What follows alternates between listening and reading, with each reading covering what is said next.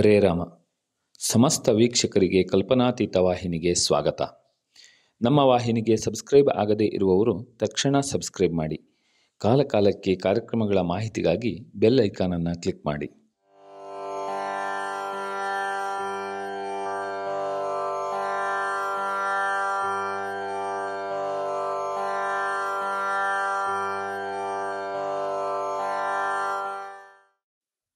ಅಯಿಗಿರಿ ನಂದಿನಿ ನಂದಿತ ಮೇದಿನಿ ವಿಶ್ವ ವಿನೋದಿನಿ ನಂದನುತೆ ಗಿರಿವರ ವಿಂಧ್ಯ ಶಿರೋಧಿನಿ ವಾಸಿನಿ ವಿಷ್ಣು ವಿಲಾಸಿನಿ ಜಿಷ್ಣುನುತೆ ಭಗವತಿ ಹೇಷಿತಿ ಕಂಠ ಕುಟುಂಬಿನಿ ಭೂರಿ ಕುಟುಂಬಿನಿ ಭೂರಿ ಕೃತೆ ಜಯ ಜಯ ಹೇ ಮಹಿಷಾಸುರ ಮರ್ದಿನಿ ರಮ್ಯಕಪರ್ದಿನಿ ಶೈಲಸುತೆ. ಮಹಾಕಾಳಿ, ಮಹಾಲಕ್ಷ್ಮಿ, ಮಹಾಸರಸ್ವತಿ ಸ್ವರೂಪಿಣಿಯಾದ ಜಗದಂಬೆಯನ್ನು ಮನಸಾ ಸ್ಮರಿಸಿ ಗಣಪತಿ ಮುನಿಗಳು ಹೇಳಿದ ಒಂದು ವಾಕ್ಯದ ಮೂಲಕ ಇಂದಿನ ವಿಜಯದಶಮಿ ಎಂಬ ಪರ್ವದ ಕುರಿತು ಕೆಲವಷ್ಟು ವಿಚಾರಗಳನ್ನು ಕಲ್ಪನಾತೀತ ವಾಹಿನಿಯ ವೀಕ್ಷಕರ ಎದುರು ಉಪಸ್ಥಾಪಿಸಲು ಬಯಸುತ್ತೇನೆ. ಉಕ್ಕಿದರೆ ಕಾಳಿ, ಸೊಕ್ಕಿದರೆ ಲಕ್ಷ್ಮಿ, ನಕ್ಕಿದರೆ ಲಲಿತೆ, ದಕ್ಕಿದರೆ ಶಾರದೆ ಎಂಬುದಾಗಿ ಗಣಪತಿ ಮುನಿಗಳು ಬಹಳ ಸೊಗಸಾಗಿ ಈ ದೇವಿಯ ಸ್ವರೂಪಗಳನ್ನು ವರ್ಣಿಸಿದ್ದಾರೆ. ಉಕ್ಕಿದರೆ ಅಂದರೆ ಕೋಪವು ಉಕ್ಕಿದರೆ ಕಾಳಿ, ಸೊಕ್ಕಿದರೆ ಅಂತಂದರೆ ಸಂಪತ್ತು ಬಂದರೆ ಲಕ್ಷ್ಮಿ, ನಕ್ಕಿದರೆ ಅಂತಂದರೆ ಜಗತ್ತಿನ ಲಾಲಿತ್ಯವನ್ನು ಹೆಚ್ಚಿಸಿದರೆ, ಆನಂದವನ್ನು ಉಂಟು ಮಾಡಿದರೆ, ಲಾಸ್ಯವನ್ನು ಉಂಟು ಮಾಡಿದರೆ ಅವಳು ಲಲಿತೆ.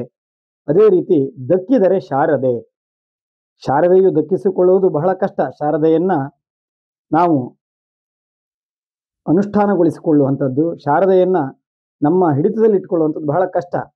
ಆ ರೀತಿ ಶಾರದೆಯ ಅನುಗ್ರಹ ಬೇಕು ಎಂಬುದಾದರೆ ಅದಕ್ಕೆ ನಮಗೆ ದಕ್ಕಬೇಕು ಅವಳು ಅಂತಾದರೆ ಶಾರದೆ ಅನುಗ್ರಹ ಬೇಕು. ಈ ಎಲ್ಲ ದೇವತೆಯರ ಸ್ವರೂಪವನ್ನು ಬಹಳ ಸೊಗಸಾಗಿ ಹಿಂದಿನವರು ಹೇಳಿದ್ದಾರೆ.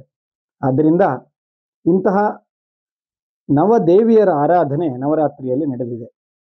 ಈ 9 ದಿನಗಳ ಕಾಲ ಏನು 9 ದೇವಿಯರ ಆರಾಧನೆ ನಡೆದಿದೆ, ಅದರ ಸಮಾರೋಪ ಕಾರ್ಯಕ್ರಮವೇ ವಿಜಯದಶಮಿ ಎಂಬುದಾಗಿ ಕರೀತೇವೆ. ಈ ವಿಜಯದಶಮಿ ಎಂಬ ಶಬ್ದದ ಅರ್ಥವನ್ನು ನಾವು ಸ್ವಲ್ಪ ಸೂಕ್ಷ್ಮವಾಗಿ ವಿಚಾರ ಮಾಡಬೇಕಾಗತ್ತೆ. ಯಾಕೆಂದರೆ ಈ ವಿಜಯದಶಮಿಯಲ್ಲಿ ಹಲವಾರು ಕಾರ್ಯಕಲಾಪಗಳಿವೆ. ನಾವು ವಿಜಯದಶಮಿಯ ವಿಧಿವಿಧಾನಗಳನ್ನು ನೋಡುವಾಗ ಬಹಳಷ್ಟು ಗ್ರಂಥಗಳು, ನಿರ್ಣಯ ಸಿಂಧು ಇರಬಹುದು, ಧರ್ಮ ಸಿಂಧು ಇರಬಹುದು, ಹೇಮಾದ್ರಿ ಇರಬಹುದು, ಕಾಲತತ್ವ ವಿವೇಚನಂ ಇರಬಹುದು. ಈ ರೀತಿ ಹಲವಾರು ಗ್ರಂಥಗಳಲ್ಲಿ ಸಾಕಷ್ಟು ವಿಷಯಗಳನ್ನು ಸಂಗ್ರಹಿಸಿಕೊಟ್ಟಿದ್ದಾರೆ. ಜೊತೆಗೆ ಅದನ್ನೆಲ್ಲ ನಾವು ಅನುಷ್ಠಾನಗೊಳಿಸಿಕೊಳ್ಳಬೇಕು ಅಂತಾದರೆ, ಅದನ್ನು ಅರ್ಥ ಮಾಡಿಕೊಳ್ಳಬೇಕು ಅಂತಾದರೆ ನಾವು ವಿಜಯದಶಮಿ ಎಂಬ ಶಬ್ದದ ಅರ್ಥವನ್ನು ಶಬ್ದ ಮರ್ಯಾದೆಯಿಂದಲೂ ಮತ್ತು ವಿಜಯದಶಮಿ ಎಂಬ ಶಬ್ದದ ಅರ್ಥವನ್ನು ಅರ್ಥಮರ್ಯಾದೆಯಿಂದಲೂ ನಾವು ಅರಿತುಕೊಳ್ಳಬೇಕಾಗತ್ತೆ. ವಿಜಯ ದಶಮಿ ಎಂಬಲ್ಲಿ 2 ಪದ ಇರುವಂಥದ್ದು. ವಿಜಯ ಅಂತಂದರೆ ವಿ ಎನ್ನುವಂತಹ ಉಪಸರ್ಗಪೂರ್ವಕವಾದಂತಹ ಜಿ ಜಯ ಎಂಬ ಧಾತುವಿಗೆ ಅಚ್ಚು ಪ್ರತ್ಯಯ ಬಂದು ವಿಜಯ ಎಂಬ ರೂಪವಾಗಿದೆ. ವಿ ಜ ಯ ಎಂಬಂತಹ ಒಂದು ಶಬ್ದ ನಿಷ್ಪತ್ತಿ ಈ ರೀತಿಯಾಗಿರುವಂಥದ್ದು.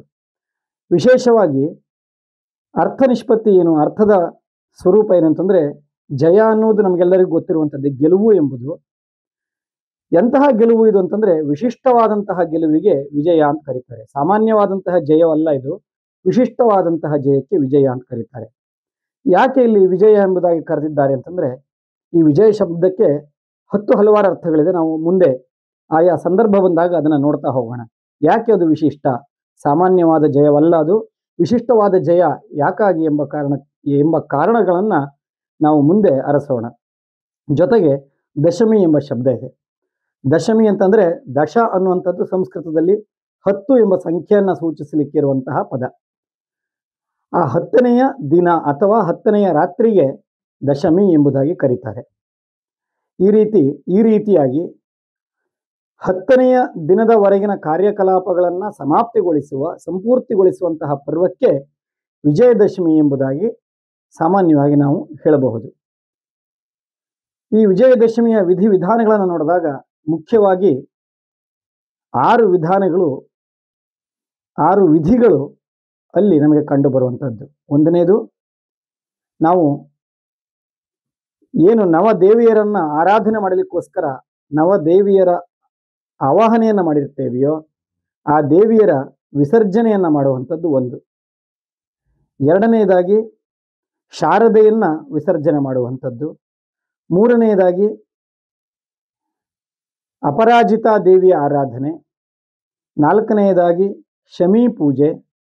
ಐದನೆಯದಾಗಿ ಆಯುಧ ಪೂಜೆ. ಆರನೆಯದಾಗಿ ಸೀಮೋಲ್ಲಂಘನ ಎಂಬುದಾಗಿ 6 ಪ್ರಕ್ರಿಯೆಗಳಿರುವಂಥದ್ದು. ಇದರಲ್ಲಿ ಆಯುಧ ಪೂಜೆ ಸಾಮಾನ್ಯವಾಗಿ ಕೆಲವರು ಹಿಂದಿನ ದಿನವೇ ನವಮಿಯ ದಿವಸವೇ ಮಾಡಿರ್ತಾರೆ. ಅದಕ್ಕೊಂದು ಕಾರಣ ಇದೆ. ಈ ನವಮಿಯಂದು ಈ ದೇವಾಸುರರ ಯುದ್ಧ ಮುಗಿದಾಗ, ವಿಶೇಷವಾಗಿ ಈ ನವದುರ್ಗೆಯರ ಆರಾಧನೆ ಸಂದರ್ಭದಲ್ಲಿ ಆ ತಾಯಿಯು ಈ ರಾಕ್ಷಸರನ್ನೆಲ್ಲ ಸಂಹಾರ ಮಾಡಬೇಕಿದ್ರೆ ಹಲವಾರು ದೇವತೆಗಳು ಕೂಡ ದೇವಿಯೊಂದಿಗೆ ಕೈ ಜೋಡಿಸಿದ್ದರು. ಅವರೆಲ್ಲರೂ ಸಹ ಈ 9ನೇ ದಿನವೇ ಆ ದುಷ್ಟರನ್ನೆಲ್ಲ ಸಂಹಾರ ಮಾಡಿ ತಮ್ಮ ಆಯುಧಗಳನ್ನು ಸ್ವಚ್ಛಗೊಳಿಸಿ ಶುದ್ಧಗೊಳಿಸಿ ಒಂದೇ ಪೂಜೆಯನ್ನು ಮಾಡಿದರು. ಆದ್ದರಿಂದ 9ನೇ ದಿನವೇ ಆಯುಧ ಪೂಜೆಯನ್ನು ಮಾಡುವಂಥ ಕ್ರಮವೂ ಇದೆ. ಆದರೆ ಕೆಲವರು ಕ್ಷತ್ರಿಯರಲ್ಲಿ ದಶಮಿಯ ದಿನ ಅದನ್ನು ಪೂಜೆ ಮಾಡುವಂತಹ ರಾಜರು, ಮಹಾರಾಜರು, ಚಕ್ರವರ್ತಿಗಳು ದಶಮಿಯ ದಿನವೂ ಕೂಡ ಪೂಜೆ ಮಾಡುವಂತಹ ಪರಂಪರೆ ಇಟ್ಟುಕೊಂಡಿದ್ದಾರೆ. ಯಾಕೆಂದ್ರೆ ಆ ಮಹಾತಾಯಿ ದುರ್ಗೆ 10ನೇ ದಿನ ಈ ಮಹಿಷಾಸುರನನ್ನ ಕೊಂದಳು. ಆದ್ದರಿಂದ ಆ ಶ್ರೇಷ್ಠವಾದ ಆಯುಧವನ್ನ, ಮಹಿಷಾಸುರನನ್ನ ಕೊಂದಂತಹ ಶ್ರೇಷ್ಠವಾದ ಆಯುಧವನ್ನ ಸ್ವಚ್ಛಗೊಳಿಸಿ ಶುದ್ಧೀಕರಿಸಿ ಒಂದು ಪೂಜೆ ನಡೆಸಿದಳು ಎಂಬುದಾಗಿಯೂ ಕೂಡ ಪ್ರತೀತಿ ಇರೋದರಿಂದ ಕೆಲವರು ದಶಮಿಯಂದು ಕೂಡ ಆಯುಧ ಪೂಜೆಯನ್ನು ಮಾಡುವಂಥದ್ದು. ಹೀಗೆ ಮಹಾಕಾಳಿ, ಮಹಾಲಕ್ಷ್ಮಿ, ಮಹಾಸ್ವರೂಪಿಣಿಯಾದ ಜಗದಂಬಿಕೆಯನ್ನ 9 ರಾತ್ರಿಗಳಲ್ಲಿ ಆರಾಧನೆ ಮಾಡಿ, ಈ ನವರಾತ್ರಿಯಲ್ಲಿ ಆರಾಧಿತಳಾದ ದೇವಿಯನ್ನ ದಶಮಿಯ ದಿನ ವಿಶೇಷವಾದ ಕಲ್ಪೋಕ್ತ ಪೂಜಾರಾಧನೆಗಳಿಂದ ಸಂಪ್ರೀತಿಗೊಳಿಸಿ ವಿಪ್ರರನ್ನ, ಸುವಾಸಿನಿಯರನ್ನ, ಕುಮಾರಿಯರನ್ನ ಕರೆದು ಅವರಿಗೆ ಗಂಧ ಪಾದ್ಯಾದಿಗಳನ್ನು ಅರ್ಪಿಸಿ ಅವರಿಗೆ ವಾಯನಾದಿ ದಾನಗಳನ್ನು ಮಾಡಿ ಭೂರಿ ಭೋಜನವನ್ನು ಮಾಡಿಸಬೇಕು.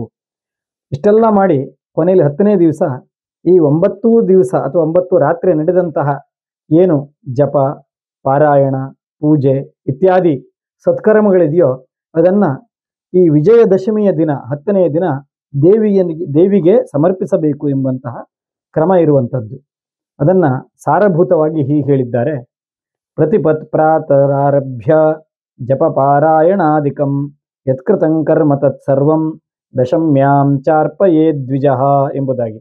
ಅಂದರೆ ಪ್ರತಿಪತ್ತಿನಿಂದ ಆರಂಭಿಸಿ, ಆಶ್ವಯುಜ ಮಾಸದ ಪ್ರತಿಪದೇ ತಿಥಿಯಿಂದ ಆರಂಭಿಸಿ ನವರಾತ್ರಿಯ ನವಮಿಯವರೆಗೆ ಯಾವ ಸತ್ಕರ್ಮಗಳನ್ನು ಆಚರಣೆ ಮಾಡಿದ್ದೇವೆಯೋ, ಪೂಜೆ ಇರಬಹುದು, ಜಪತಪ ಇರಬಹುದು, ಪಾರಾಯಣ ಇರಬಹುದು, ಇವೆಲ್ಲವನ್ನು 10ನೇ ದಿವಸ ದೇವಿಗೆ ಸಮರ್ಪಣೆ ಮಾಡಿ ವಾಯನ ದಾನಾದಿಗಳನ್ನು ಮಾಡಿ ಬ್ರಾಹ್ಮಣ ಭೋಜನಾದಿಗಳನ್ನು ಮಾಡಿ ಬಂಧು ಇಷ್ಟ ಮಿತ್ರರನ್ನೆಲ್ಲ ಕರೆದು ತಾನೂ ಕೂಡ ಭೂರಿ ಭೋಜನವನ್ನು ಉಂಡು ಕೊನೆಯಲ್ಲಿ ಈ ನವದೇವಿಯರನ್ನು ವಿಸರ್ಜಿಸಬೇಕು ಎಂಬುದಾಗಿ ಹೇಳ್ತಾರೆ. ಇದು ನವದೇವತೆಯರ ವಿಸರ್ಜನೆ ಎಂಬಂತಹ ಒಂದು ಕಾರ್ಯಕ್ರಮ. ಹಾಗೆಯೇ ಅಂದೇನೆ ದಶಮಿಯ ದಿವಸವೇ ನಾವು ಶಾರದೆಯನ್ನು ಕೂಡ ವಿಸರ್ಜನೆ ಮಾಡಬೇಕಾದಂತಹ ಕ್ರಮ ಇದೆ. ಯಾಕೆಂದರೆ ಮೂಲಾ ನಕ್ಷತ್ರದಲ್ಲಿ ಶಾರದೆಯನ್ನು ನಾವು ಆವಾಹನೆ ಮಾಡಿರ್ತೇವೆ. ಮೂಲೇನಾವಾಹಯೇದ್ದೇವೀಂ ಪೂರ್ವಾಷಾಢಾಸು ಪೂಜನಂ ಉತ್ತರಾಸು ಬಲಿಂ ದದ್ಯಾತ್ ಶ್ರವಣೇನ ವಿಸರ್ಜಯೇತ್ ಎಂಬುದಾಗಿ ಮಾತಿದೆ. ಅಂದರೆ ಪೂರ್ವಾಷಾಢ ನಕ್ಷತ್ರದಲ್ಲಿ ಪೂಜೆ ಮಾಡಬೇಕು, ಉತ್ತರಾಷಾಢ ನಕ್ಷತ್ರದಲ್ಲಿ ಬಲಿಯನ್ನು ಕೊಟ್ಟು ಶ್ರವಣ ನಕ್ಷತ್ರದಲ್ಲಿ ಶಾರದೆಯನ್ನು ವಿಸರ್ಜನೆ ಮಾಡಬೇಕು. ಈ ರೀತಿ ಮೂಲಾ ನಕ್ಷತ್ರದಿಂದ ಆರಂಭಿಸಿ ಶ್ರವಣ ನಕ್ಷತ್ರದವರೆಗೆ ಶಾರದಾರಾಧನೆಯನ್ನು ಮಾಡಿ, ಆ ಶ್ರವಣ ನಕ್ಷತ್ರ ಸಾಮಾನ್ಯವಾಗಿ ದಶಮಿಯ ದಿವಸವೇ ಬರುವಂಥದ್ದು, ಅಂದು ಶಾರದೆಯ ವಿಸರ್ಜನೆಯನ್ನು ಮಾಡುವಂತಹ ಕ್ರಮ ಇರುವಂಥದ್ದು. ಆಗ ಆ ಶಾರದೆಗೂ ಕೂಡ ಕಲ್ಪೋಕ್ತ ಪೂಜಾರಾಧನೆಗಳನ್ನು ಮಾಡಿ ಷೋಡಶೋಪಚಾರಗಳನ್ನು ಮಾಡಿ ಕೊನೆಯಲ್ಲಿ ನಮಸ್ತೆ ಶಾರದೆ ದೇವಿ ಕಾಶ್ಮೀರ ಪುರವಾಸಿನಿ ತ್ವಾಮಹಂ ಪ್ರಾರ್ಥಯೇ ನಿತ್ಯಂ ವಿದ್ಯಾಂ ಬುದ್ಧಿಂಚ ದೇಹಿ ಮೇ ಸರಸ್ವತಿ ನಮಸ್ತುಭ್ಯಂ ವರದೆ ಕಾಮರೂಪಿಣಿ ವಿದ್ಯಾರಂಭಂ ಕರಿಷ್ಯಾಮಿ ಸಿದ್ಧಿರ್ಭವತು ಮೇ ಸದಾ ಎಂಬುದಾಗಿ ಆ ಶಾರದೆಯನ್ನು ಪ್ರಾರ್ಥಿಸಿ ಶಾರದೆಯನ್ನು ವಿಸರ್ಜಿಸಬೇಕು ಎಂಬುದಾಗಿ. ವಿಸರ್ಜನೆ ಅಂತಂದ್ರೆ ಏನು ಅಂತಂದ್ರೆ ಇಲ್ಲೊಂದು ನಾವು ವಿಷಯವನ್ನು ಗಮನಿಸಬೇಕು. ಈ ವಿಜಯಾದಶಮಿ ಎಂಬಂತಹ ಹೆಸರಿನೊಂದಿಗೆ ಆ ದಿನಕ್ಕೆ ವಿದ್ಯಾದಶಮಿ ಎಂಬುದಾಗಿಯೂ ಕೂಡ ಕರೀತಾರೆ. ಏನು ಇದು ಕಾರಣ ಏನು? ಯಾಕೆ ವಿದ್ಯಾದಶಮಿ ಅಂತ ಕರೀತಾರೆ ಅಂದರೆ, ಅವತ್ತು ವಿದ್ಯಾರಂಭಂ ಕರಿಷ್ಯಾಮಿ, ವಿದ್ಯೆಯ ಅಧ್ಯಯನವನ್ನು ಆರಂಭ ಮಾಡ್ತೇನೆ ಎಂಬುದಾಗಿ ಹೇಳ್ತಾರೆ. ಯಾವತ್ತು ಮೂಲಾ ನಕ್ಷತ್ರದ ದಿನ ಶಾರದೆಯನ್ನು ಸ್ಥಾಪನೆ ಮಾಡಿರ್ತಾರೋ ಅವತ್ತು ನಾವು ಪುಸ್ತಕಗಳನ್ನು, ನಮ್ಮ ಓದುವ ಎಲ್ಲ ಸಲಕರಣೆಗಳನ್ನು ದೇವಿಯ ಸ್ವರೂಪದಲ್ಲಿಟ್ಟು ನಾವು ಅದನ್ನು ಸ್ಥಾಪನೆ ಮಾಡಿರೋದ್ರಿಂದ ಆಗ ಅನಧ್ಯಯನ ಇರುತ್ತೆ. ಅನಧ್ಯಯನ ಮುಗಿದ ನಂತರ ಶಾರದೆಯ ಸ್ಥಾಪನೆಯ ದಿವಸ, ಶಾರದೆಯ ವಿಸರ್ಜನೆಯ ದಿವಸ ನಾವು ಪುನಃ ಅಧ್ಯಯನವನ್ನು ಮಾಡುವಂಥದ್ದು. ಅದನ್ನೇ ಹೇಳ್ತಾರೆ ವೇದಶಾಸ್ತ್ರಂ ಪಠೇನ್ನರಃ. ವಿಜಯದಶಮಿ ದಿವಸ ಶಾರದೆಯನ್ನು ಪೂಜೆ ಮಾಡಿ ವೇದಶಾಸ್ತ್ರ ಅಧ್ಯಯನಗಳನ್ನು ಪುನಃ ಆರಂಭಿಸಬೇಕು. ಆದ್ದರಿಂದ ನಮ್ಮ ಮನೆಯಲ್ಲೂ ಕೂಡ ಅಥವಾ ಎಲ್ಲರ ಮನೆಯಲ್ಲೂ ಏನು ಮಾಡ್ತೇವೆ, ನಾವು ಅಕ್ಷರಾರಂಭವನ್ನು, ವಿದ್ಯಾರಂಭವನ್ನು ಅಂದಿನ ದಿನ ಮಾಡ್ತೇವೆ. ಯಾಕೆಂದರೆ ಬಹಳ ಪ್ರಶಸ್ತವಾದ ದಿನ. ವಿಜಯದಶಮಿ ದಿವಸ ಯಾವ ಮುಹೂರ್ತವನ್ನು ನೋಡಬೇಕಾಗಿಲ್ಲ.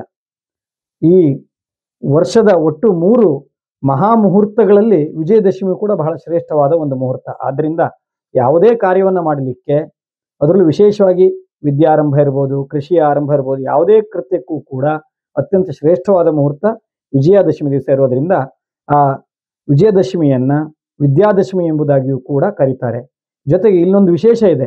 ಯಾಕೆ ನಾವು ಅವತ್ತೇ ಮಾಡಬೇಕಪ್ಪ ವಿದ್ಯಾರಂಭ ಅಂತಂದರೆ, ಸಾಮಾನ್ಯವಾಗಿ ನಾವು ದೇವತೆಯನ್ನು ಆವಾಹನೆ ಮಾಡಬೇಕಿದ್ರೆ, ಸರಸ್ವತಿಯನ್ನು ಆವಾಹನೆ ಮಾಡಬೇಕಿದ್ರೆ ಸ್ವಾತ್ಮ ಸಂಸ್ಥಾಮಜಾಂ ಶುದ್ಧಾಂ ಸ್ವಾಮದ್ಯ ಪರಮೇಶ್ವರೀಂ ಅರಣ್ಯಾಮಿವ ಹವ್ಯಾಶಂ ಮೂರ್ತ ವಾವಾಹಯಾಮ್ಯಹಂ ಎಂಬುದಾಗಿ ನಮ್ಮ ಹೃದಯ ಮಂದಿರದೊಳಗೆ ಇರುವಂತಹ ಶಾರದೆಯನ್ನು ನಾವು ಆ ಕಲಶದಲ್ಲಿಯೋ, ಪುಸ್ತಕದಲ್ಲಿಯೋ ಅಥವಾ ಭಾವಚಿತ್ರದಲ್ಲಿಯೋ ಆವಾಹನೆ ಮಾಡಿ ಪೂಜೆ ಮಾಡಿರ್ತೇವೆ.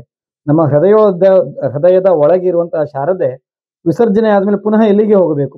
ಪುನಃ ನಮ್ಮ ಆತ್ಮಕ್ಕೆ ಹೋಗಬೇಕು. ಅದಕ್ಕೆ ಸ್ವಾತ್ಮ ಸಂಸ್ಥಾಮಜಾಂ ಶುದ್ಧಾಂ ಎಂಬುದಾಗಿ ಆತ್ಮದಿಂದ ಹೊರಟಂತಹ ಸರಸ್ವತಿ ಎಂಬ ಪ್ರಕಾಶವನ್ನು, ವಿದ್ಯೆಯನ್ನು ಪುನಃ ಆತ್ಮದೊಳಗೆ ತೆಗೆದುಕೊಳ್ಳುವಂತಹ ಪ್ರಕ್ರಿಯೆ. ಆದ್ದರಿಂದ ಆ ಸರಸ್ವತಿಯ ವಿಸರ್ಜನೆ ಆದ ತಕ್ಷಣ ಪುನಃ ನಮ್ಮ ಆತ್ಮಕ್ಕೆ ಅದು ಸೇರಬೇಕು ಎಂಬ ಕಾರಣಕ್ಕಾಗಿ ಅವತ್ತು ವಿದ್ಯಾದಶಮಿಯನ್ನು ಹಿರಿಯರು ವಿಧಿಸಿರುವಂಥದ್ದು.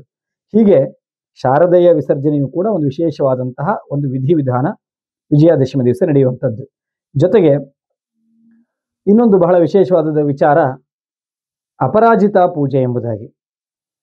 ಅಪರಾಜಿತಾ ಪೂಜೆ ಅಂತಂದರೆ, ಸಾಮಾನ್ಯವಾಗಿ ನಾವು ವಿಜಯದಶಮಿಯ ದಿವಸ ನಡೆಯುವಂತಹ ಇನ್ನೂ ಕೆಲವಾರು ವಿಧಿವಿಧಾನಗಳೇನೆಂದರೆ, ಶಮಿ ಪೂಜೆ ಇರಬಹುದು, ಅಥವಾ ಸಿಮೋಲ್ಲಂಘನೆ ಇರಬಹುದು, ಅಥವಾ ಅಪರಾಜಿತಾದೇವಿ ಪೂಜೆ. ಇವೆಲ್ಲವೂ ಕೂಡ ಈ 3 ಶಮಿ ಪೂಜೆ, ಅಪರಾಜಿತಾ ಪೂಜೆ, ಸೀಮೋಲ್ಲಂಘನ, ಈ 3 ಕಾರ್ಯಕ್ರಮಗಳು ಕೂಡ ಸಾಮಾನ್ಯವಾಗಿ ಅಪರಾಹ್ನ ಕಾಲದಲ್ಲಿ ನಡೆಯುವಂಥದ್ದು.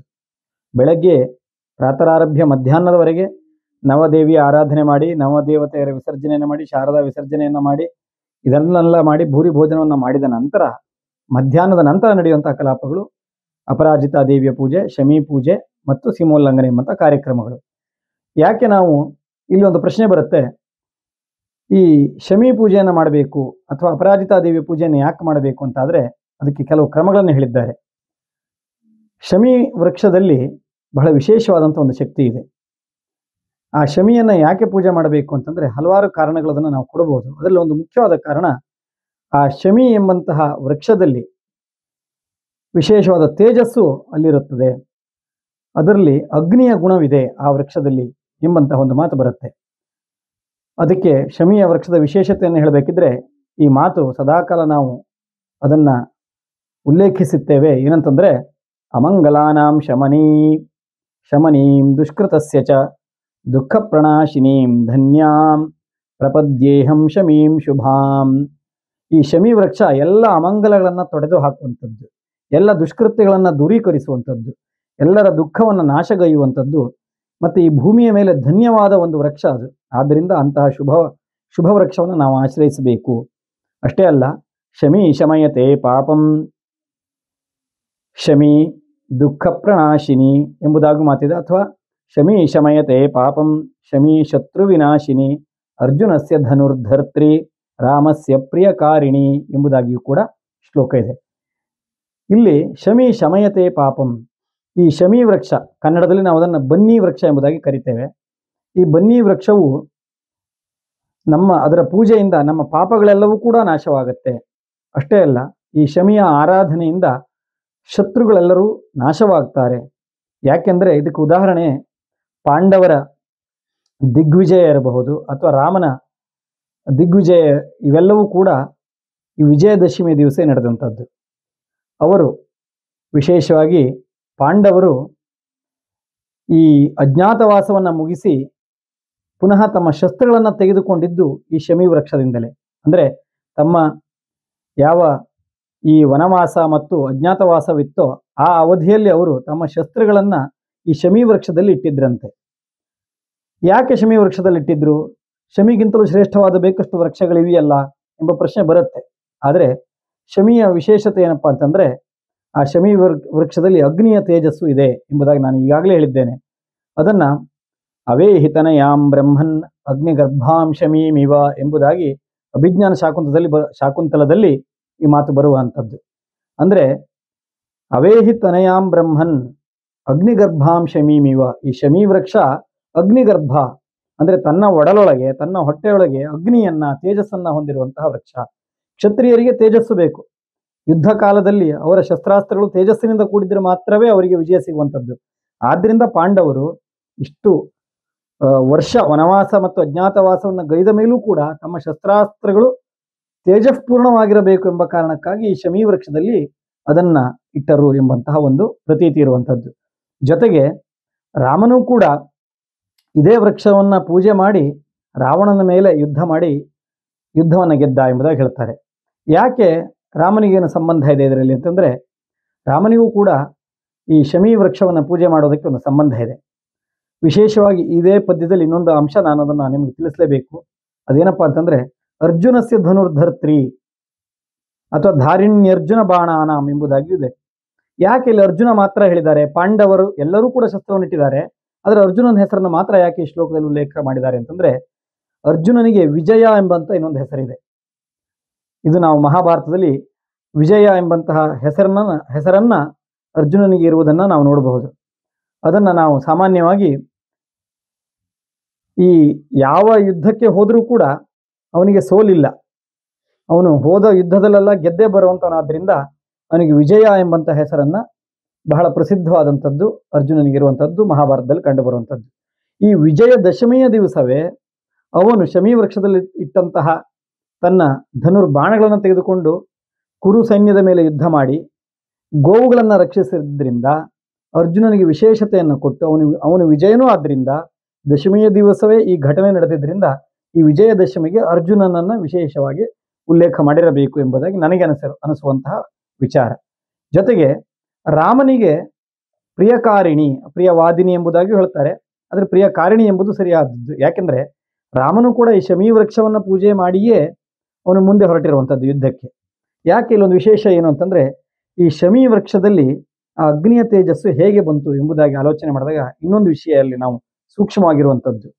ಈ 9 ದಿನದಲ್ಲಿ ಈ ದೇವಿ ಏನಿದ್ದಾಳೆ ಬಹಳ ಉಗ್ರಳಾಗಿ ಹೋರಾಟವನ್ನ ಮಾಡಿ, ಯುದ್ಧವನ್ನ ಮಾಡಿ, ಸಂಗ್ರಾಮದಲ್ಲಿ ಅಂತಹ ಎಲ್ಲ ಭಂಡಾಸುರ ಇರಬಹುದು, ಶುಂಭ ನಿಶುಂಭ ಇರಬಹುದು, ಕೊನೆಯಲ್ಲಿ ಮಹಿಷಾಸುರ ಇರಬಹುದು, ಈ ಎಲ್ಲರನ್ನೂ ಕೂಡ ಸಂಹಾರ ಮಾಡಿ ಬಹಳ ಕೋಪೋದ್ರಿಕ್ತಳಾಗಿದ್ದಂತಹ ಅವಳು ಅಗ್ನಿಯಂತೆ ಪ್ರಜ್ವಲಿಸ್ತಾ ಇದ್ಲು. ಅವಳು ಕೊನೆಯ 10ನೇ ದಿವಸ ಅಪರಾಜಿತಾ ದೇವಿಯಾಗಿ ನೆಲೆ ನಿಂತಳು ಎಂಬಂತ ಪ್ರತೀತಿ ಇದೆ. ಅಪರಾಜಿತ ಅಂದ್ರೆ ಏನು? ಪರಾಜಿತ ಅಂದ್ರೆ ಸೋತವಳು, ಅಪರಾಜಿತ ಅಂತಂದ್ರೆ ಸೋಲೇ ಇಲ್ಲದವಳು, ಸೋಲನ್ನ ಅರಿಯದವಳು ಎಂಬುದಾಗಿ ಅರ್ಥ. ಆ ಅಪರಾಜಿತಾ ದೇವಿಯ ಆರಾಧನೆ ಎಲ್ಲಿ ನಡೆಯುತ್ತೆ ಅಂತಂದ್ರೆ ಇದೇ ಶಮಿ ವೃಕ್ಷದ ಬುಡದಲ್ಲಿ ನಡೆಯುವಂಥದ್ದು. ಅದನ್ನೇ ನಾವು ಬನ್ನಿ ಮಂಟಪ ಎಂಬುದಾಗಿ ಕರಿತೇವೆ. ಬನ್ನಿ ಮಂಟಪ ಅಂತಂದ್ರೆ ಬನ್ನಿಯ ವೃಕ್ಷ. ಈ ಬನ್ನಿ ಎಂಬ ಶಬ್ದವೂ ಕೂಡ ಆ ಅಗ್ನಿ ಅಥವಾ ವನ್ನಿ ಎಂಬ ಶಬ್ದದಿಂದ ಹುಟ್ಟಿರುವಂಥದ್ದು. ಸಂಸ್ಕೃತದಲ್ಲಿ ವನ್ನಿಗರ್ಭ ಶಮಿ ಎಂಬುದಾಗಿ ಕರೀತಾರೆ. ಬೆಂಕಿಯನ್ನ ಒಡಲಲ್ಲಿ ಇಟ್ಟುಕೊಂಡಿರುವಂತಹ ಶಮಿ ವೃಕ್ಷ ಇದಾದ್ರಿಂದ ಅದಕ್ಕೆ ಬನ್ನಿ ಅಂತ ಬಂತು ಹೆಸರು. ವನ್ನಿ ಬನ್ನಿ ತತ್ಸಮ ತದ್ಭವಗಳಿದು. ಆದ್ರಿಂದ ಆ ಬನ್ನಿಯ ಮರದ ಕೆಳಗಡೆ ಒಂದು ಮಂಟಪವನ್ನ ಮಾಡಿ ಅಲ್ಲಿ ಅಪರಾಜಿತಾ ದೇವಿಯನ್ನ ಅಷ್ಟದಳದಲ್ಲಿ ಪದ್ಮಾಕಾರದ ಮಂಡಲವನ್ನ ಬರೆದು ಅಷ್ಟ ದಳದ ಮಧ್ಯದಲ್ಲಿ ಅಪರಾಜಿತಾ ದೇವಿಯನ್ನು ಸಂಸ್ಥಾಪನೆ ಮಾಡಿ ಪೂಜೆ ಮಾಡಬೇಕು ಎಂಬಂತಹ ಪದ್ಧತಿ ಇರುವಂಥದ್ದು. ಮಧ್ಯಾಹ್ನದ ನಂತರ ಇವೆಲ್ಲ ಪ್ರಕ್ರಿಯೆಗಳು ನಡೆಯುವಂಥದ್ದು. ಈಶಾನ್ಯ ದಿಕ್ಕಿಗೆ ಹೋಗಿ ಅಲ್ಲಿರುವಂತಹ ಬನ್ನಿ ವೃಕ್ಷವನ್ನ ನೋಡಿ ಅಲ್ಲಿ ಒಂದು ಮಂಟಪವನ್ನ ಮಾಡಿ ಆ ಬನ್ನಿ ಮಂಟಪದ ಒಳಗಡೆ ಅಪರಾಜಿತಾ ದೇವಿಯನ್ನ ಪ್ರತಿಷ್ಠಾಪನೆ ಮಾಡಿ ಪೂಜೆಗೈದರೆ ಅಂತಹ ವ್ಯಕ್ತಿಗೆ ಸೋಲೇ ಇಲ್ಲ ಎಂಬುದಾಗಿಯೂ ಕೂಡ ಮಾತಿದೆ. ವಿಶೇಷವಾಗಿ ಅಪರಾಜಿತಾ ದೇವಿಯನ್ನ ಪೂಜೆಗೈಯೋಕ್ಕಿಂತ ಮೊದಲು ಆ ಶಮಿ ವೃಕ್ಷದ ವಿಶೇಷತೆ ಇನ್ನೊಂದು ವಿಚಾರ ನಾವಲ್ಲಿ ತಿಳಿಯಲೇಬೇಕು. ಏನಪ್ಪಾ ಅಂತಂದ್ರೆ ಆ ಶಮಿ ವೃಕ್ಷಕ್ಕೆ ಬಹಳ ವಿಶೇಷವಾದಂತಹ ಒಂದು ಶಕ್ತಿ ಇರುವಂತದ್ದು ಏನಪ್ಪಾ ಅಂದ್ರೆ ಯಜ್ಞ ಯಾಗಗಳಲ್ಲಿ ಅದನ್ನ ಹಿಂದೆ ಬಹಳ ಬಳಸ್ತಿದ್ರು. ಅದನ್ನ ಈಜೆ ಯಜ್ಞೇಭಿಹಿ ಶಶಮೇ ಶಮೀಭಿಹಿ ಎಂಬುದಾಗಿ ಋಗ್ವೇದದಲ್ಲಿ ಈ ಶಮಿ ವೃಕ್ಷದ ವಿಶೇಷತೆಯನ್ನು ಹೇಳಿದ್ದಾರೆ. ಯಜ್ಞಕ್ಕಾಗಿ ಬಳಸಲ್ಪಡುವಂತಹ ವಿಶೇಷವಾದಂತಹ ಒಂದು ಕಾಷ್ಠ ಇದು ಶಮಿ ವೃಕ್ಷ ಎಂಬುದಾಗಿ ಋಗ್ವೇದ ಹೇಳುತ್ತೆ. ಅದಕ್ಕೆ ಸಾಯಣಾಚಾರ್ಯರು ಭಾಷ್ಯವನ್ನ ಬರಿಬೇಕಿದ್ರೆ ಋಗ್ವೇದ ಭಾಷ್ಯವನ್ನ ಅದನ್ನು ಬಹಳ ಸ್ಪಷ್ಟಪಡಿಸ್ತಾರೆ. ಶಮೀಭಿಹಿ ಕರ್ಮಭಿಹಿ ಕೃಚ್ಛ್ರ ಚಾಂದ್ರಾಯಣಾದಿಭಿಹಿ ಎಂಬುದಾಗಿ ಈ ಎಲ್ಲಾ ದೊಡ್ಡ ದೊಡ್ಡ ಯಜ್ಞ ಯಾಗಗಳನ್ನ ಮಾಡಬೇಕಿದ್ರೆ ಶಮಿ ವೃಕ್ಷವನ್ನು ಬಳಸುವಂತಹ ಪದ್ಧತಿ ಇರುವಂತದ್ದು ಎಂಬುದಾಗಿ. ಆದ್ರಿಂದ ಶಮಿ ವೃಕ್ಷಕ್ಕೆ ಅಷ್ಟು ಶ್ರೇಷ್ಠತೆ ಇರುವಂತದ್ದು. ಆ ಶಮಿ ವೃಕ್ಷದಲ್ಲಿ ಇರುವಂತಹ ವಿಶೇಷತೆಯನ್ನೇ ಮನಗಂಡು ಅಲ್ಲಿಯೇ ಅಪರಾಜಿತಾ ದೇವಿಯನ್ನ ಪೂಜಿಸುವಂತಹ ಕ್ರಮ ಬಂದಿರುವಂತದ್ದು. ಈಶಾನ್ಯ ದಿಕ್ಕಿನಲ್ಲಿರುವ ಶಮಿ ವೃಕ್ಷದಲ್ಲಿ ಬನ್ನಿಯ ವೃಕ್ಷದಲ್ಲಿ ಒಂದು ಮಂಟಪವನ್ನ ಮಾಡಿ ಅಪರಾಜಿತಾ ದೇವಿಯ ಪೂಜೆ ಮಾಡುವಂಥದ್ದು. ಶ್ರೀರಾಮನ ಉಲ್ಲೇಖ ಬಂದಿದ್ದು ಯಾಕೆ ಅಂತಂದ್ರೆ ಶ್ರೀರಾಮನೂ ಕೂಡ ರಾವಣನ ಮೇಲೆ ಯುದ್ಧಕ್ಕೆ ಹೋಗಬೇಕಿದ್ರೆ 9 ದಿನಗಳ ಕಾಲ ನವರಾತ್ರಿ ವ್ರತವನ್ನ ಆಚರಿಸಿದ್ದ. ಜೊತೆಗೆ 10ನೇ ದಿನ ದಶಮಿಯ ದಿವಸ ಅವನು ಈ ಅಪರಾಜಿತಾ ದೇವಿಯನ್ನ ವಿಧಿವತ್ತಾಗಿ ಈಗ ನಾವು ಹಿಂದೆ ಹೇಳಿದಂತೆ ಆ ಪ್ರಕಾರವಾಗಿ ಪೂಜೆ ಮಾಡಿ ಶಮಿ ವೃಕ್ಷವನ್ನ ವಂದಿಸಿ ಅಲ್ಲಿಂದ ಯುದ್ಧಕ್ಕೆ ಹೊರಟ ಎಂಬುದಾಗಿ ಮಾತು ಬರುತ್ತೆ. ಹಾಗಾದ್ರೆ ರಾಮನ ವಿಚಾರ ಯಾಕೆ ಇಲ್ಲಿ ಬಂತು ಅಂತಂದ್ರೆ ರಾಮನಿಗೂ ಕೂಡ ಈ ವಿಜಯದಶಮಿ ಎಂಬ ಶಬ್ದದಲ್ಲಿರುವ ವಿಜಯಕ್ಕೆ ಸಂಬಂಧ ಇದೆ. ಏನು ಸಂಬಂಧ ಅಂತಂದ್ರೆ ವಿಜಯ ಅನ್ನೋ ಶಬ್ದಕ್ಕೆ ಹಲವಾರು ಅರ್ಥಗಳಿದೆ. ನಾನು ಈ ಹಿಂದೆ ಹೇಳಿದಂತೆನೆ ಇಲ್ಲಿ ರಾಮನಿಗೆ ಸಂಬಂಧಪಟ್ಟಾಗಿ ಹೇಳ್ಬೇಕಂತಂದ್ರೆ ರಾವಣನ ಮೇಲೆ ವಿಜಯವನ್ನು ಸಾಧಿಸಲಿಕ್ಕಾಗಿ ಅಪರಾಜಿತಾ ದೇವಿಯನ್ನು ಪೂಜೆ ಮಾಡದ. ಅದು ದಶಮಿಯ ದಿನವೇ ಆಗಿತ್ತು. ಅದಕ್ಕೂ ಹಿಂದೆ ಇನ್ನೊಂದು ಘಟನೆ ನಡೆದಿದೆ. ಪರಶುರಾಮ ಮಹೇಂದ್ರನಿಂದ ಒಂದು ವೈಷ್ಣವ ಧನುಸ್ಸನ್ನು ಸ್ವೀಕರಿಸಿದ್ದ ತನ್ನ ವಿಶೇಷವಾದಂಥ ಶಕ್ತಿ ಸಮೃದ್ಧಿಗಾಗಿ. ಅದರಿಂದ ಅವನಿಡೀ ಜಗತ್ತಿನಲ್ಲಿರುವಂಥ ಎಲ್ಲ ಕ್ಷತ್ರಿಯರನ್ನ 21 ಬಾರಿ ಜಗತ್ಕ್ರಮಣವನ್ನ ಮಾಡಿ ಸಂಹರಿಸಿದ್ದ ಎಂಬುದಾಗಿ ಮಾತು ಬರುತ್ತೆ. ರಾಮನು ಯಾವಾಗ ಈ ಶಿವನ ಧನುಸ್ಸನ್ನ ಭಗ್ನ ಮಾಡಿ ತುಂಡರಿಸಿ ಸೀತೆಯನ್ನ ಮದುವೆ ಆದ ಎಂಬ ವಿಚಾರವನ್ನ ಪರಶುರಾಮನು ಕೇಳಿದನೋ, ಹಾಗಾದರೆ ಈ ರಾಮನ ಭುಜಬಲವೆಷ್ಟು ಎಂಬುದಾಗಿ ಪರೀಕ್ಷಿಸಬೇಕು ಎಂಬುದಾಗಿ ಆ ರಾಮ ದಶರಥ ಇವರೆಲ್ಲರೂ ಕೂಡ ಮದುವೆಯಿಂದ ಹಿಂದಿರುಗ್ತಾ ಇದ್ದಾಗ ರಾಮ ಸೀತೆ ಲಕ್ಷ್ಮಣ ಎಲ್ಲರೂ ಕೂಡ ಮದುವೆಯಿಂದ ಹಿಂದಿರುಗುತ್ತಿರಬೇಕಾದ್ರೆ ಮಾರ್ಗ ಮಧ್ಯದಲ್ಲಿಯ ಪರಶುರಾಮ ಪ್ರತ್ಯಕ್ಷನಾಗಿ ರಾಮನನ್ನ ಪ್ರಚೋದನೆ ಮಾಡ್ತಾನೆ ಯುದ್ಧಕ್ಕಾಗಿ. ನೀನು ಶಿವಧನುಸ್ಸಿನಲ್ಲಿ ಬಹಳ ಪರಾಕ್ರಮವನ್ನು ತೋರಿಸಿದ್ದೀಯೇ, ಸಾಧ್ಯವಿದ್ರೆ ನಿನ್ನಲ್ಲಿ ಈ ವೈಷ್ಣವ ಧನುಸ್ಸಿನಲ್ಲಿ ಯುದ್ಧ ಮಾಡು ಎಂಬುದಾಗಿ ಬಿಲ್ಲಿಗೆ ಬಾಣವನ್ನ ಹೂಡಿ ನಿನ್ನ ಧೈರ್ಯವನ್ನು ತೋರಿಸಿ ಎಂಬುದಾಗಿ ಆ ಬಿಲ್ಲನ್ನ ರಾಮನಿಗೆ ಎಸಿತಾನೆ, ವೈಷ್ಣವ ಧನುಸ್ಸನ್ನ. ಆ ವೈಷ್ಣವ ಧನುಸ್ಸಿನ ಹೆಸರು ವಿಜಯ ಎಂಬುದಾಗಿ ಆಗಿತ್ತು. ಇದು ಬಹಳ ಕಡಿಮೆ ಪ್ರದೇಶದಲ್ಲಿ ಉಲ್ಲೇಖ ಇರುವಂತಹ ಮಾತುಗಳಿವು. ಆ ರೀತಿ ಅತ್ಯಂತ ನಾವು ಬಹಳಷ್ಟು ಸಂಗ್ರಹ ಮಾಡಬೇಕು, ವಿಚಾರ ಮಾಡಿದಾಗ ಈ ವಿಚಾರಗಳು ಸಿಗುವಂಥದ್ದು. ಆ ವಿಜಯ ಎಂಬಂತಹ ವೈಷ್ಣವ ಧನುಸ್ಸನ್ನ ರಾಮನು ಎತ್ತಿ ಬಾಣವನ್ನ ಹೂಡದ, ಆದ್ರೆ ಬಾಣವನ್ನ ಬಿಡಲಿಲ್ಲ. ಯಾಕೆಂದ್ರೆ ರಾಮ ಒಮ್ಮೆ ಬಾಣವನ್ನ ಬಿಟ್ಟ ಅಂದ್ರೆ ರಾಮ ಬಾಣಕ್ಕೆ ಸೋಲೆ ಇಲ್ಲ, ಯಾವುದಾದರೂ ಒಂದು ಬಲಿ ಆಗಲೇಬೇಕು ಎಂಬ ಕಾರಣಕ್ಕಾಗಿ ಬಾಣವನ್ನು ಬಿಡಲಿಲ್ಲ. ಆದರೂ ಕೂಡ ಹೂಡಿದ ಬಾಣ ವ್ಯರ್ಥವಾಗಬಾರದು ಎಂಬ ಕಾರಣಕ್ಕೆ ಪರಶುರಾಮನ ತಪಶಕ್ತಿ ಅಥವಾ ಪಾದಶಕ್ತಿ ಅಂತ 2 ಶಕ್ತಿ ಇತ್ತು ಅವನಲ್ಲಿ. ಪಾದಶಕ್ತಿಯಿಂದಲೇ ಅವನು ಜಗತ್ತನ್ನ ಸುತ್ತುವರಿತಿದ್ದ ಅಷ್ಟು. ಆ ಪಾದಶಕ್ತಿಯನ್ನ ಕೊನೆಗೆ ಬಲಿಯನ್ನ ಕೊಟ್ಟ. ಪಾದಶಕ್ತಿಯನ್ನ ಬಲಿಯನ್ನ ಕೊಡಬೇಕು ಅಂತ ಯೋಚನೆ ಮಾಡಿದವನು ಪಾದಶಕ್ತಿಯನ್ನ ಬಲಿ ಕೊಡದೆ ತನ್ನ ತಪಶಕ್ತಿಯನ್ನ ಬಲಿ ಕೊಟ್ಟ ಎಂಬುದಾಗಿ ಬರುತ್ತೆ. ಯಾಕೆಂದ್ರೆ ಪಾದಶಕ್ತಿ ಇರುವಂಥದ್ದು, ಆ ವಿಶೇಷವಾದ ವರ ಇರುವಂಥದ್ದು ಪರಶುರಾಮನಿಗೆ ಮಾತ್ರ, ಇನ್ಯಾರಿಗೂ ಆ ವರ ಇರಲಿಲ್ಲ. ಆದರೆ ತಪಶಕ್ತಿಯನ್ನು ಪುನಃ ಸಂಗ್ರಹಿಸಬಹುದು, ತಪಸ್ಸನ್ನ ಮಾಡಬಹುದು, ಪುನಃ ತಪಶಕ್ತಿಯನ್ನು ಸಂಗ್ರಹಿಸಬಹುದು ಎಂಬ ಕಾರಣಕ್ಕಾಗಿ ಪಾದಶಕ್ತಿಯನ್ನು ಉಳಿಸ್ಕೊಂಡು ತಪಶಕ್ತಿಯನ್ನ ಆ ರಾಮನ ವಿಜಯ ಎಂಬಂತಹ ವೈಷ್ಣವ ಧನುಸ್ಸಿನ ಬಾಣಕ್ಕೆ ಬಲಿಯನ್ನ ಕೊಟ್ಟ ಎಂಬುದಾಗಿ ಕಥೆ ಬರುತ್ತೆ. ಆದ್ರಿಂದ ಈ ಘಟನೆ ನಡೆದಿದ್ದು ಕೂಡ ದಶಮಿಯ ದಿನವೇ ಎಂಬುದಾಗಿ ಉಲ್ಲೇಖ ಇರುವಂಥದ್ದು. ಆದ್ರಿಂದ ರಾಮನೂ ಸಹ ಈ ವಿಜಯದಶಮಿ ಎಂಬ ಶಬ್ದದಲ್ಲಿ ವಿಜಯ ಅನ್ನುವ ಶಬ್ದದೊಂದಿಗೆ ವಿಶೇಷವಾದ ಸಂಬಂಧವನ್ನು ಹೊಂದಿದ್ದಾನೆ. ಯಾಕೆಂದ್ರೆ ಆ ವಿಜಯ ಎಂಬಂತಹ ವೈಷ್ಣವ ಧನುಸ್ಸನ್ನ ಧರಿಸಿ ಪರಶುರಾಮನನ್ನ ಸೋಲಿಸಿದ್ರಿಂದ ಎಂಬುದಾಗಿ. ಆ ಪರಶುರಾಮನು ಕೂಡ ತನ್ನಲ್ಲಿರುವಂತಹ ವೈಷ್ಣವಾಂಶವನ್ನ ರಾಮನಿಗೆ ಹಸ್ತಾಂತರಿಸಿದ. ಅಲ್ಲಿಗೆ ಪರಶುರಾಮನ ದೈವತ್ವದ ಅಂಶ ಮುಗಿದು, ಅವತಾರದ ಅಂಶ ಮುಗಿದು ಚಿರಂಜೀವಿಯಾಗಿ ಮುಂದೆ ಬದುಕದ. ಆದರೆ ರಾಮ ಮುಂದೆ ಪೂರ್ಣಾವತಾರಿಯಾದ ಎಂಬ ಕಥೆ ಬರುತ್ತದೆ. ಈ ರೀತಿ ರಾಮನಿಗೂ ಕೂಡ ವಿಶೇಷವಾಗಿ ಈ ಶ್ಲೋಕದಲ್ಲಿ ಉಲ್ಲೇಖ ಇರುವಂಥದ್ದು. ಅದಕ್ಕಾಗಿ ರಾಮಸ್ಯ ಪ್ರಿಯಕಾರಿಣಿ, ರಾಮನಿಗೆ ಪ್ರಿಯವಾದದ್ದನ್ನ ಉಂಟು ಮಾಡಿರುವಂಥದ್ದು ಶಮಿ ವೃಕ್ಷ ಇದು. ಯಾಕೆ ಅಂತಂದ್ರೆ ರಾಮನ ಪ್ರಿಯವಾದದ್ದೇನು? ರಾವಣನ ಮೇಲೆ ಯುದ್ಧ ಮಾಡಿ ಗೆಲ್ಲುವಂಥದ್ದು. ಆ ರಾವಣನೂ ಕೂಡ ಈ ಅಪರಾಜಿತಾ ಪೂಜೆಯನ್ನ ಮಾಡಿರುವಂತಹ ಮತ್ತು ಶಮಿ ವೃಕ್ಷದ ಪೂಜೆ ಮಾಡಿರುವಂತಹ ರಾಮನ ಎದುರು ನಿಲ್ಲಲಾರದೆ ರಾವಣನು ಕೂಡ ಸೋತು ಹೋದ ಎಂಬ ಕಥೆ ಬರುತ್ತೆ. ಈ ರೀತಿ ಪಾಂಡವರು ಇರಬಹುದು, ಅಥವಾ ಮಹಾಭಾರತದಲ್ಲಿ ಪಾಂಡವರು, ರಾಮಾಯಣದಲ್ಲಿ ಶ್ರೀರಾಮಚಂದ್ರ ಹೇಗೆ ಆ ದಶಮಿಯ ದಿನ ವಿಜಯನ ಸಾಧಿಸಿದ್ರು ಅಂತ ಕಥೆ ಬರುತ್ತೋ, ಹಾಗೆಯೇ ಈ ನವದುರ್ಗೆಯ ಸ್ವರೂಪಳಾದಂತಹ ಜಗದಂಬಿಕೆಯೂ ಕೂಡ 10ನೇ ದಿನ ದಶಮಿಯ ದಿನವೇ ಈ ಮಹಿಷಾಸುರನನ್ನ ಕೊಂದಳು ಎಂಬಂತಹ ಪ್ರತೀತಿ ಇದೆ.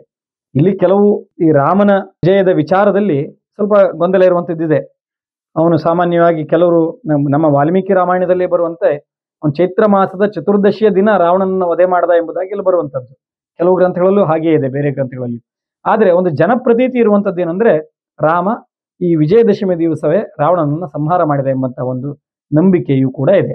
ಅದೇ ರೀತಿ ಜಗದಂಬಿಕೆ ವಿಜಯದಶಮಿ ದಿವಸವೇ ಈ ಮಹಿಷಾಸುರ ಮರ್ದಿನಿಯಾದಳು, ಮಹಿಷಾಸುರನನ್ನ ಕೊಂದಳು. ಆದ್ರಿಂದ ಈ ದುಷ್ಟಶಕ್ತಿಯ ಮೇಲೆ ಶಿಷ್ಟಶಕ್ತಿಯ ವಿಜಯವಾಯಿತು. ಅದೇ ವಿಜಯ, ವಿಶಿಷ್ಟವಾದ ಜಯ. ರಾಮನ ಜಯ ಇರಬಹುದು, ರಾವಣನ ಮೇಲೆ ರಾಮನ ಜಯ ಸಾಮಾನ್ಯವಾದ ಜಯ ಅಲ್ಲ, ಅದು ವಿಶಿಷ್ಟವಾದ ಜಯ. ಅದೇ ರೀತಿ ಕುರು ಸೈನ್ಯದ ಮೇಲೆ ಪಾಂಡವರ ವಿಜಯ, ಅರ್ಜುನನ ವಿಜಯ ಸಾಮಾನ್ಯವಾದಂತಹ ಜಯ ಅಲ್ಲ, ಅದು ಆದ್ದರಿಂದ ವಿಜಯ. ಅದೇ ರೀತಿ ಲೋಕಕಂಟಕನಾದಂತಹ ಮಹಿಷಾಸುರನ ಮೇಲೆ ಮತ್ತು ಇನ್ನು ನೂರಾರು ರಾಕ್ಷಸರ ಮೇಲೆ ದೇವಿ ಸಾಧಿಸಿದಂತಹ ಜಯ ಏನಿದೆ ಅದು ಸಾಮಾನ್ಯವಾದದ್ದಲ್ಲ, ಅದು ವಿಶಿಷ್ಟವಾದ ಜಯ. ಆದ್ರಿಂದ ಅದಕ್ಕೆ ವಿಜಯ. ಈ ಎಲ್ಲಾ ಘಟನೆಗಳು ಈ ದಶಮಿಯಂದೇ ನಡೆದಿರುವುದರಿಂದ ಇದಕ್ಕೆ ವಿಜಯದಶಮಿ ಎಂಬುದಾಗಿ ಹೆಸರು ಬಂದಿರುವಂಥದ್ದು ಎಂಬುದಾಗಿ ಹೇಳ್ತಾರೆ. ಈ ರೀತಿಯಾಗಿ ಬನ್ನಿ ಮಂಟಪದಲ್ಲಿ ಅಪರಾಜಿತ ಪೂಜೆಯನ್ನ ಮಾಡಿ ಶಮೀ ವೃಕ್ಷದಲ್ಲಿ ಅಲ್ಲಿರುವಂತಹ ತೇಜಸ್ಸನ್ನು ಸಂಗ್ರಹಿಸಿ ಮುಂದೆ ಯುದ್ಧಕ್ಕೆ ಹೊರಡುತ್ತಿದ್ರು ಕ್ಷತ್ರಿಯರು ವಿಶೇಷವಾಗಿ ಎಂಬುದಾಗಿ ಬರುವಂಥದ್ದು. ಈ ಅಪರಾಜಿತ ಪೂಜೆ ಎಲ್ಲ ಕಡೆಯಲ್ಲೂ ಇಲ್ಲ. ದೇಶಾಚಾರದ ಪ್ರಕಾರ ಕೆಲವರು ಮಾಡ್ತಾರೆ, ಕೆಲವರು ಈಗಿನ ಕಾಲದಲ್ಲಿ ಅದನ್ನು ಮಾಡ್ತಾ ಇಲ್ಲ. ಆದರೆ ಇವತ್ತು ಕೂಡ ಈ ದಸರಾ ನಡೆಯುವಂತಹ ಮೈಸೂರು, ಬೇರೆ ಬೇರೆ ಪ್ರದೇಶಗಳು, ವಿಜಯನಗರದ ಪ್ರದೇಶದಲ್ಲಿ ಇವತ್ತಿಗೂ ಕೂಡ ಈ ಪದ್ಧತಿಗಳು ಜಾರಿಯಲ್ಲಿದೆ. ಸಾಮಾನ್ಯವಾಗಿ ಈ ದಸರಾ ಎನ್ನುವ ಶಬ್ದದಲ್ಲಿಯೂ ಕೂಡ ಒಂದು ವಿಶೇಷವಾದಂಥ ಅಂಶ ಇದೆ. ಈ ದಶಹರ ಅಥವಾ ದಶರಾತ್ರಿ ಎಂಬ, ಅಂದರೆ ಈ ವಿಜಯದಶಮಿ ದಿವಸ ಸಂಜೆವರೆಗೂ ಕಲಾಪ ಇರೋದ್ರಿಂದ ಇದು ಬರೀ ನವರಾತ್ರಿ ಅಲ್ಲ, ದಶರಾತ್ರಿ 10 ದಿನದ ಕಾಲ ನಡೆಯುವಂಥದ್ದು. ಆದ್ದರಿಂದ ಈ ತ್ರಿ ಅನ್ನೋ ಅಕ್ಷರವನ್ನ ಬಿಟ್ಟು ದಶರಾ ಎಂಬ ಶಬ್ದ ಉಳಿತು. ಅದರಿಂದ ಮುಂದೆ ಅಪಭ್ರಂಶವಾಗಿ ದಸರಾ ಎಂಬುದಾಗಾಯಿತು ಎಂಬುದಾಗಿಯೂ ಕೂಡ ಹೇಳ್ತಾರೆ. ಈ ಕೊನೆಯ ದಿವಸ ಈ ರಾವಣನ ಹಾಗೆಯೇ ಬೇರೆ ಬೇರೆ ಅಂದರೆ ಕುಂಭಕರ್ಣ ಇತ್ಯಾದಿ ರಾಕ್ಷಸರ ಪ್ರತಿಮೆ ಮಾಡಿ ಈ ರಾಮನ ವಿಜಯೋತ್ಸವವನ್ನು ಆಚರಿಸುವಂತಹ ಕ್ರಮವು ಕೂಡ ಉತ್ತರ ಭಾರತದಲ್ಲಿ ವಿಶೇಷವಾಗಿದೆ. ಈ ರಾಮಲೀಲಾ ಎಂಬುದಾಗಿ ಬಹಳ ವಿಶೇಷವಾಗಿ ಅದನ್ನು ಆಚರಣೆ ಮಾಡ್ತಾರೆ ಉತ್ತರ ಭಾರತದಲ್ಲಿ. ಈ ಎಲ್ಲ ಕಾರಣಗಳಿಂದಾಗಿ ವಿಜಯದಶಮಿಗೆ ಒಂದು ವಿಶೇಷ ಬಂದಿರುವಂಥದ್ದು. ಆದ್ರಿಂದಲೇ ಅದನ್ನು ಹೇಳ್ತಾರೆ, ದಶಮ್ಯಾಂಚ ನರೈ ಸಮ್ಯಕ್ ಪೂಜನೀಯಾಪರಾಜಿತ ಮೋಕ್ಷಾರ್ಥಂ ವಿಜಯಾರ್ಥಂಚ ಪೂರ್ವೋಕ್ತೈರ್ವಿಧಿನಾ ನರೈ. ಪೂರ್ವೋಕ್ತ ವಿಧಿಗಳಿಂದ ಮೋಕ್ಷಾಕಾಂಕ್ಷಿಯಾಗಿರಲಿ ಅಥವಾ ಜಯಾಕಾಂಕ್ಷಿಯಾಗಿರಲಿ ಅಂತಹ ನರರು, ಮಾನವರು ಏನು ಮಾಡಬೇಕು, ಬಹಳ ಚೆನ್ನಾಗಿ ಈ ಅಪರಾಜಿತಾ ದೇವಿಯನ್ನ ಪೂಜೆ ಮಾಡಬೇಕು. ಹೇಗಿದ್ದಾಳೆ ಹಾಗಾದ್ರೆ ಅಪರಾಜಿತಾ ದೇವಿ ಅಂತಂದ್ರೆ, ಹಾರೇಣತು ವಿಚಿತ್ರೇಣ ಭಾಸ್ವತ್ ಕನಕ ಮೇಖಲ ಅಪರಾಜಿತ ಭದ್ರರಥ ಕರೋತು ವಿಜಯಂ ಮಮ ಎಂಬುದಾಗಿ ಪ್ರಾರ್ಥನೆಯನ್ನು ಮಾಡಬೇಕು ನಾವು. ವಿಶೇಷವಾದಂತಹ ಹಾರಗಳಿಂದ, ವಿಶೇಷವಾದ ಆಭರಣಗಳಿಂದ ಬಹಳ ಪರಿಶೋಭಿತಳಾದಂತಹ ಅಪರಾಜಿತಾ ದೇವಿ ಭದ್ರರಥ, ಭದ್ರವನ್ನ ಉಂಟು ಮಾಡುವವಳು, ಮಂಗಲವನ್ನು ಉಂಟು ಮಾಡುವವಳು, ಅಂತಹ ದೇವಿ ನಮಗೆ ವಿಜಯವನ್ನು ಉಂಟು ಮಾಡಲಿ ಎಂಬುದಾಗಿ ಹೇಳಿ ಆ ಅಪರಾಜಿತಾ ದೇವಿಗೆ ನಮಸ್ಕರಿಸಬೇಕು. ಮತ್ತೆ ಇನ್ನೊಂದು ಪ್ರಾರ್ಥನೆಯನ್ನು ಮಾಡಿಕೊಳ್ಬೇಕು, ಶಮೀ ವೃಕ್ಷದ ಬುಡದಲ್ಲಿರುವ ಅಪರಾಜಿತಾ ದೇವಿಗೆ, ಅಂದರೆ ಶಮೀ ವೃಕ್ಷಕ್ಕೂ ಅಪರಾಜಿತಾ ದೇವಿ ಇಬ್ಬರಿಗೂ ಕೂಡ ಈ ಪ್ರಾರ್ಥನೆ ಸಲ್ಲುವಂಥದ್ದು. ಕರಿಷ್ಯಮಾಣ ಯಾತ್ರಾಯಾಂ ಯಥಾ ಕಾಲ ಸುಖಂ ಮಯ ತತ್ರ ನಿರ್ವಿಘ್ನ ಕರ್ತೃತ್ವಂ ಭವ ಶ್ರೀರಾಮ ಪೂಜಿತೆ. ಈ ರೀತಿ ಆ ಅಪರಾಜಿತಾ ದೇವಿಯನ್ನು ಪ್ರಾರ್ಥಿಸಿ ಶಮೀ ವೃಕ್ಷವನ್ನು ಕೂಡ ಪ್ರಾರ್ಥಿಸಿ. ಅಂದರೆ ಶಮೀ ಪೂಜೆ ಮತ್ತು ಅಪರಾಜಿತಾ ಪೂಜೆ ಇವೆರಡೂ ಕೂಡ ಅನ್ಯೋನ್ಯ, ಒಂದನ್ನು ಬಿಟ್ಟು ಒಂದಿಲ್ಲ. ಅವೆರಡೂ ಕೂಡ ಅವಿನಾಭಾವ ಸಂಬಂಧವನ್ನು ಉಳ್ಳಂಥವು. ಆದ್ದರಿಂದ ಅಪರಾಜಿತಾ ದೇವಿಯನ್ನು ಶಮೀ ವೃಕ್ಷದ ಕೆಳಗೆ ಬನ್ನಿ ಮಂಟಪದಲ್ಲಿ ಪೂಜಿಸಿ ಈಶಾನ್ಯ ದಿಕ್ಕಿನಲ್ಲಿ ಸೀಮೋಲ್ಲಂಘನೆಗಾಗಿ ಕ್ಷತ್ರಿಯರು, ಸಾಮಂತರು, ಅದೇ ರೀತಿ ಚಕ್ರವರ್ತಿಗಳು, ರಾಜರು, ಮಹಾರಾಜರು ಎಲ್ಲರೂ ಕೂಡ ಸೀಮೋಲ್ಲಂಘನೆಯನ್ನು ಗೈತಿದ್ರು. ಈಗಲೂ ಕೂಡ ಆ ಪರಂಪರೆ ಇದೆ. ಹಾಗೆ ಸಾಮಾನ್ಯ ಜನರೂ ಸಹ ಇದೇ ಕ್ರಮದಲ್ಲಿ ಶಮೀ ವೃಕ್ಷವನ್ನು ಪೂಜೆ ಮಾಡಿ ಶಮೀ ದಳಗಳನ್ನು ಸ್ವೀಕರಿಸಿ ಆ ಶಮಿಯ ಬನ್ನಿಯ ಎಲೆಗಳನ್ನು ಎಲ್ಲರಿಗೂ ಪರಸ್ಪರ ಸ್ನೇಹಿತರಿಗೆ, ಇಷ್ಟ ಮಿತ್ರರಿಗೆ ಹಂಚಿ ಅದನ್ನು ತಾವು ಕೂಡ ಪರಸ್ಪರ ವಿನಿಮಯ ಮಾಡಿಕೊಳ್ಳುವಂತಹ ಪದ್ಧತಿ ಇದೆ. ಯಾಕೆಂದರೆ ಆ ಶಮೀ ವೃಕ್ಷದಲ್ಲಿ ವಿಶೇಷವಾದ ಹಿರಣ್ಮಯವಾದ ಸ್ವರೂಪ ಇದೆ, ತೇಜಸ್ವರೂಪ ಇದೆ, ಸಾತ್ವಿಕತೆ ಇದೆ. ಇವೆಲ್ಲವೂ ಕೂಡ ನಮ್ಮ ಪರಸ್ಪರ ಎಲ್ಲರಲ್ಲಿಯೂ ಕೂಡ ಇದರ ಪರಿಸಂಚಲನವಾಗಲಿ ಎಂಬುವಂಥದ್ದು ಆ ಈ ಬನ್ನಿ ಎಲೆಗಳ ಪರಸ್ಪರ ವಿನಿಮಯ ಮಾಡಿಕೊಳ್ಳುವಂತಹ ಕ್ರಿಯೆಯ ಉದ್ದೇಶವಿದೆ. ಹಾಗೆಯೇ ಈ ವಿಶೇಷವಾಗಿ ರಾಜರು ಸೀಮೋಲ್ಲಂಘನೆಯನ್ನ ಇದೇ ದಿವಸ ವಿಜಯದಶಮಿ ದಿವಸ ಮಾಡ್ತಿದ್ರು.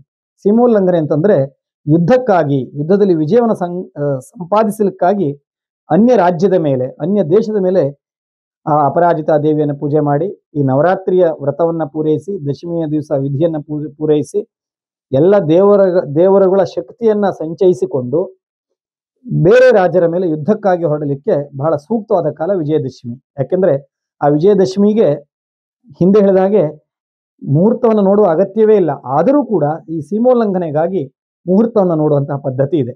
ಶುಭ ಕಾಲದಲ್ಲಿ ಈ ಯಾತ್ರೆಯನ್ನ ಕರಿಷ್ಯಮಾಣ ಯಾತ್ರಾಯಾಮ್ ಅಂದ್ರೆ ಯಾತ್ರೆ ಅಂದ್ರೆ ಯುದ್ಧ ಯಾತ್ರೆ. ಇದು ಯುದ್ಧ ಯಾತ್ರೆ ಎಲ್ಲಿವರೆಗೆ ನಡೆಯುತ್ತೋ ಯಥಾ ಕಾಲ ಸುಖಂ, ಎಲ್ಲಿ ಎಷ್ಟು ಕಾಲದವರೆಗೆ ನಡೆಯುತ್ತೋ ಅಷ್ಟೂ ಕಾಲ ನಮಗೆ ಸುಖವಾಗಲಿ. ಅಷ್ಟೇ ಅಲ್ಲ, ಆ ಎಲ್ಲವೂ ನಡಿಬೇಕು ಅಂದ್ರೆ ನಿರ್ವಿಘ್ನಕರ್ತ್ರಿಯಾದಂತಹ ನೀನು ಅಪರಾಜಿತಾ ದೇವಿ ಇರ್ಬೋದು ಅಥವಾ ಶಮೀತರು ಇರ್ಬೋದು, ನಿಮ್ಮ ಅನುಗ್ರಹ ನಮಗಿರಲಿ. ಯಾಕೆಂದ್ರೆ ನೀವು ಶ್ರೀರಾಮ ಪೂಜಿತೆ, ನೀವಿಬ್ಬರು ಶ್ರೀರಾಮರಿಂದ ಪೂಜಿಸಲ್ಪಟ್ಟಂತಹವರು. ಅದರಿಂದ ಅಸಾಮಾನ್ಯವಾದಂತಹ ವಿಶೇಷ ಗುಣವುಳ್ಳಂತಹ ಈ ವೃಕ್ಷ ಮತ್ತು ಅಪರಾಜಿತಾ ದೇವಿ ಇವರಿಬ್ಬರ ಅನುಗ್ರಹ ನಮ್ಮ ಮೇಲೆ ಇರಲಿ ಎಂಬುದಾಗಿ ಪ್ರಾರ್ಥಿಸಿ ರಾಜರು ಬೇರೆ ರಾಜರ ಮೇಲೆ, ಬೇರೆ ದೇಶದ ಮೇಲೆ ಯುದ್ಧಕ್ಕಾಗಿ ಹೋಗ್ತಿದ್ರು. ಆ ಯುದ್ಧಕ್ಕೆ ಹೋಗಬೇಕಿದ್ರೆ ಮುಹೂರ್ತನ ನೋಡೋ ಕ್ರಮ ಹಿಂದೂ ಇತ್ತು, ಈಗಲೂ ಕೂಡ. ನಾವು ಮೈಸೂರು ದಸರಾವನ್ನ ನೋಡಬೇಕಿದ್ರೆ, ಅಲ್ಲಿ ಆ ಯಾತ್ರೆ ಹೊರಡಬೇಕಿದ್ರೆ ಮುಹೂರ್ತಕ್ಕೆ ಸರಿಯಾಗಿ ಅಲ್ಲಿ ನಂದಿ ಸ್ತಂಭ ಪೂಜೆ ಇತ್ಯಾದಿಗಳನ್ನ ಮಾಡಿ ಆ ಆನೆಗಳ ಮೆರವಣಿಗೆ ಹೊರಡುವಂಥದ್ದು, ಚಾಮುಂಡೇಶ್ವರಿಯ ರಥ ಅಥವಾ ಚಾಮುಂಡೇಶ್ವರಿ ದೇವಿ ಆನೆಯ ಮೇಲೆ ಕುಳಿತುಕೊಂಡು ಆ ಮುಹೂರ್ತದಲ್ಲಿ ಸರಿಯಾಗಿ ಹೊರಡುವಂಥದ್ದು. ಈ ರೀತಿ ವಿಜಯ ಯಾತ್ರೆಗೋಸ್ಕರವೇ ಈ ಸೀಮೋಲ್ಲಂಘನೆಯನ್ನ ಮಾಡ್ತಿದ್ರು ಎಂಬಂತಹ ಒಂದು ಪದ್ಧತಿಯು ಕೂಡ ವಿಜಯದಶಮಿ ದಿವಸವೇ ನಡೆಯುವಂಥದ್ದು. ಈ ರೀತಿ ವಿಜಯದಶಮಿ ಅಂತಂದ್ರೆ ಅದು ಒಂದು ವಿಚಾರ ಅಲ್ಲ, 10 ವಿಚಾರಗಳಿರುವಂಥದ್ದು. ಈ ದಶಮಿ ಅಂತ, ದಶ ಅನ್ನೋ ಶಬ್ದದಲ್ಲಿ 10 ಅಂತ ಅರ್ಥ. ಈ ರೀತಿ 10 ವಿಚಾರಗಳು ಒಂದು ಈ ವಿಜಯಕ್ಕಾಗಿರುವಂಥದ್ದು. ಈ ವಿಜಯ ಎಂಬ ಪದದ ಮೇಲೆ ಇಷ್ಟೆಲ್ಲ ವಿಚಾರಗಳಿರುವಂಥದ್ದಿದೆ. ಒಂದು ಪಕ್ಷ ಈ ವಿಜಯದಶಮಿಯ ದಿವಸ ನಾವು ಇವೆಲ್ಲವನ್ನು ಮಾಡಲೇಬೇಕು. ಒಂದು ಪಕ್ಷ ಕೆಲವು ಈಗ ಸಂದರ್ಭಕ್ಕೆ ಅನುಗುಣವಾಗಿ ನಮಗೆ ಆ ಸಕಾಲಕ್ಕೆ ಶಮಿ ವೃಕ್ಷ ಸಿಗದೇ ಇದ್ದಲ್ಲಿ ಏನು ಮಾಡಬಹುದು, ಅದಕ್ಕೂ ಕೂಡ ನಮ್ಮ ಹಿರಿಯರು ಒಂದು ಮಾತನ್ನು ಹೇಳಿದ್ದಾರೆ. ಅಶ್ವಂತಕ ಅಂತ ಒಂದು ವೃಕ್ಷ ಅಂದ್ರೆ ಮಂದಾರ. ಈ ಮಂದಾರವೆಂಬ ಮರವನ್ನು ಕೂಡ ನಾವು ಪೂಜಿಸಬಹುದು. ಯಾವಾಗ ಈ ನಮಗೆ ಶಮಿ ತರೋಹ ಅಭಾವೆ ಎಂಬುದಾಗಿ ಹೇಳ್ತಾರೆ.